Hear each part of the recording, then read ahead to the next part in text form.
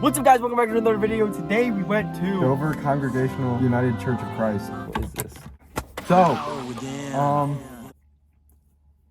yeah. I want to talk about the Pilgrims. So, this is a Congregational church which historically directly links back to the Pilgrims, Puritans who came to America, leaving the Anglican Church, so they ran away to America basically. The Church of England persecuted Puritans by fining and imprisoning them for refusing to attend Anglican services, silencing their ministers, banning their writings, and removing them from positions if they would not conform to the required prayers and ceremonies.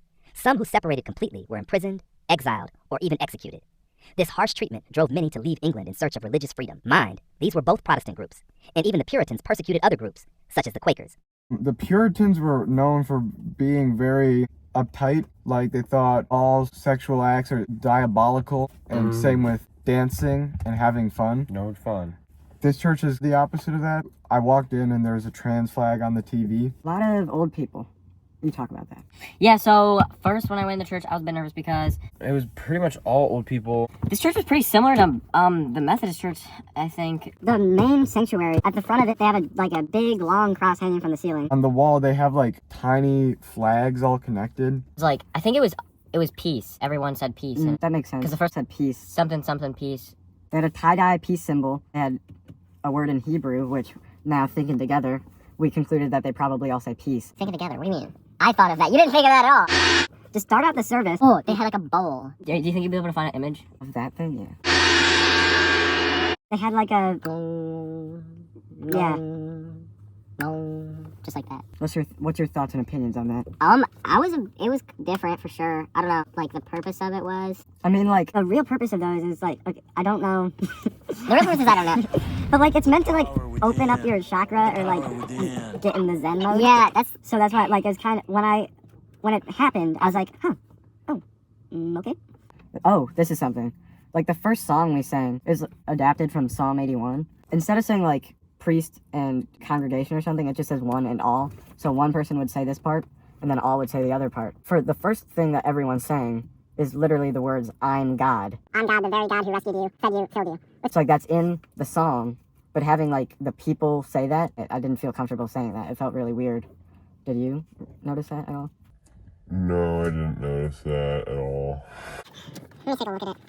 Oh, And then we sang this other part. the Oh, yeah, the I liked- Gloria. I liked the way we sang it. Oh, I didn't. Why not? Well, so, I mean, when we got to the part that says,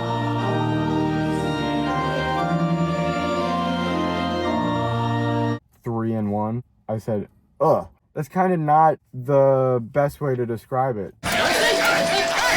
Then we read from Hebrews. We don't really need to go over the whole liturgy, but People came up, played the piano. A younger guy came up with like a wooden drum. I don't know what it. Right there. That's what it is. Surrounded by your glory, what will my heart feel? it was like a beautiful song. It kind of felt out of place though. It was like very modern compared to the rest, which were like 20th century hymns, like from the 1900s. But I don't know, I liked it. I liked it too. I thought the guy did a good job singing, Okay. Then we had the children's time. which is similar to the Methodist church. That's how my church does it. That's just kind of like a common thing in the mainline Protestant churches. The thing is about this church though, is it's like mainly old people, and they don't have a lot of new faces coming in. So since there were so little children, Reverend Pastor Mindy said, the young and the young at heart. Oh yeah, too. I like that. I thought it was kind of funny. They had a few. They mentioned a few like service projects or whatever. They were raising money for some stuff, which is good. They announced that at the beginning, so that's always good to hear from churches. The gospel was actually the same as the Catholic gospel for today, which I've been noticing more and more. I think that's just common with a lot of them. More historic Protestant churches, they have a similar calendar to the Catholic Church. And so the gospel, Was like a parable to sit at a lower seat. So basically, it was like about how you should choose the lower seat at the table so that you can be invited to the higher seat. Being humble and not just sitting where you want to sit. The main line of that thing is those who are exalted will be humbled and those who humble themselves will be exalted. I went to mass last night, but what was interesting, this church and my church can read the same thing, touch on different parts of it in the sermon. The homily that my priest gave was about like humbling yourself completely so that you can be raised up like to a position that God is giving you, if that makes sense. Here, like the sermon touched much more on inviting people who like you'll get nothing back in return for inviting. And both those things were absolutely in the gospel. Okay. Those Yeah. two. So basically, don't just invite people to the table because they're your friends, you know? Invite the stranger. Get to know them. Invite everyone because everyone's a child of God. There's no lesser seat in the kingdom of heaven. I think. That's a very good message that she repeated a couple times, and I liked it a lot.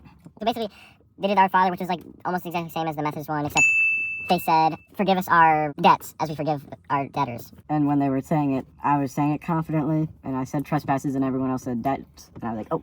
Yeah, I did too, actually. But it's okay. So then after that, we had this other prayer where it was like a silent time of prayer. So they were like, pastor started the prayer, and then we all kind of like, it was like silent, and then she was like, she invited everyone to like call out names of people who need prayers. They had a long pause, the span of like maybe a minute and a half, maybe longer than that.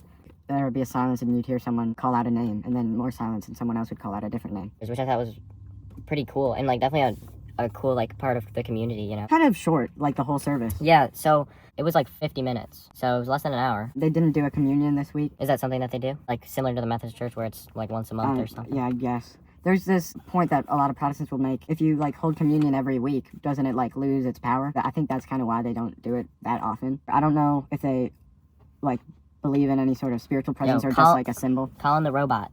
Ooh. Robot lady. Hey guys, thanks for having me on. So the Congregationalist view on communion is pretty straightforward. They see it as symbolic. The bread and wine don't become Christ's body and blood, and they're not usually described as a spiritual presence either. It's more of a memorial meal. The act is meant to remind believers of Christ's sacrifice and to express unity in faith, but it isn't considered a sacrament in the same way as in Catholic, Orthodox, Christ, or even some Reformed traditions. We walked in, Pastor Mindy knew us, and not from our email. She knew us before we even emailed her because Wait, really? Yeah. Apparently, like there's like ecumenical clergy meetings, and that means like Oh yeah, they from talked. across denominations they'll talk to each other, and about us. they talked about us, and they're like, "Have you met these guys yet?" And she's like, "Oh, not yet." This was a huge contrast from last week. The Coptic Orthodox Church was probably the most traditional one I've been to, and this one was the most familiar to the Methodist Church that I'm a part of. Like compared to the last church, no iconography except for a stained glass window. What the? I didn't even see the stained glass window until we were leaving. Like I turned around and I saw it, and it wasn't like for anyone to look at really at all. They had this, it's like a draft vote something. Let me see. Basically, this church is a just peace church, which isn't like the denomination, I'm guessing. It's a group of other churches that it's a part of, and their whole thing is just peace. Which Jesus said, "I did not come to bring peace, but a sword." Wow! Hi, guys! We got greeted when we went in the church. Yeah. They weren't greeters, they were just people. So, yeah, super friendly people in there. They talked to us. We talked about science, and we talked to the pastor. And then on the way out, there was a few people who were really nice, and they talked to us for a little bit. And then, yeah, so really nice people. Final thoughts. Big contrast from the last church we went to. I was pretty familiar with this like style of service from my background in church. I thought the message was very good, and dude, what else? Takeaway. This church is pretty similar to the Methodist Church, so I was pretty familiar with it, you know, because of my own background. I really like the message and the community. What you just said. I know, but So, my main takeaway. So, like congregation, focusing on the people getting together. Like that's kind of the main focus of like. They don't really have like a huge thing of like a church authority, and it's mainly about the people getting together to be a church and to worship.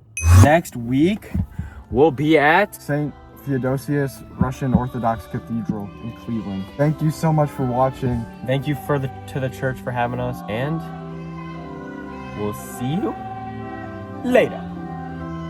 Boom.